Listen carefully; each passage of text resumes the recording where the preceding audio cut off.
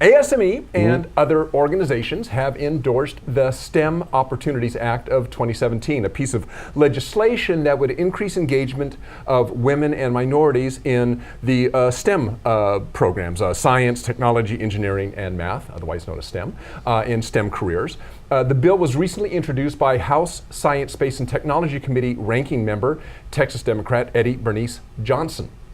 Johnson said in introducing the bill, "The need for full engagement in STEM by women and underrepresented minorities goes beyond enabling individuals to fulfill their dreams of becoming a scientist.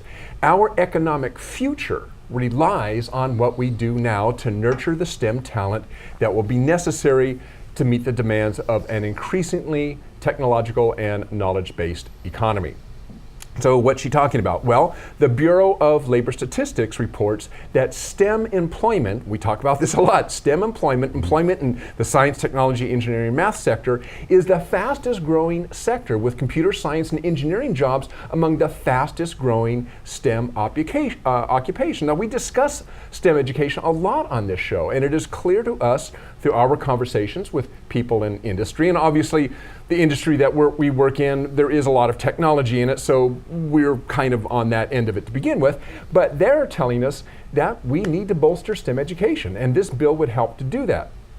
However, everything has a price tag, and many programs that support STEM education are already on the chopping block in the president's current budget proposal.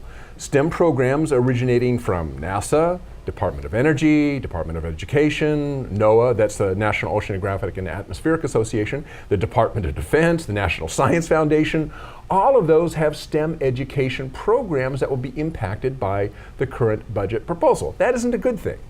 On the upside, however, back in February, it was covered by the press pretty prominently. The president did sign a couple of bills back in February, including something called the INSPIRE bill, that stands for Inspiring the Next Space Pioneers and Innovators and Explorers, which was in support of STEM education for women.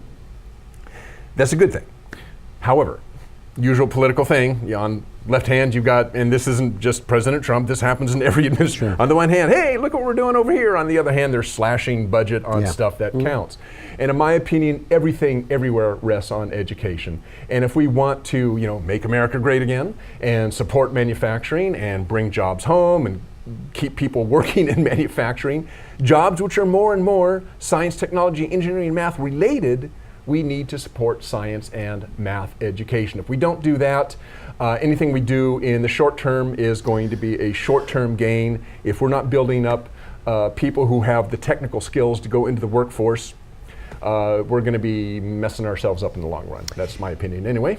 I agree with you. It's a challenge because remember now, really, you mentioned short term versus long term. I mean, in order for this to really work and in order for STEM education to do what we want it to do in terms of filling jobs that maybe don't even exist yet, it's really more about the basis of STEM. It's not really specifics to the jobs that are available. So it goes back to critical thinking skills. But what happens is industry many times says, well, we need welders, we need this, we need that, and let's go out and get them.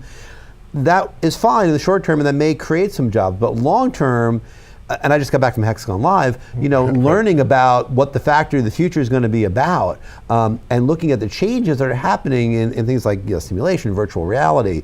I mean, there's so many things that are based on science, but it's almost more the realm of science fiction right now. So you need to be aspirational in terms of the training you give these young people, so that in 2050, 2060, they'll be able to do those jobs that are going to be available, in the coming decades. It's hard to do. It's a moving target. So, but again, I think the basis of STEM is good to give people that underpinning to be able to adjust to the jobs of tomorrow as they come along. And if we want to support manufacturing long term, that's really where it's at. That's what you have to do.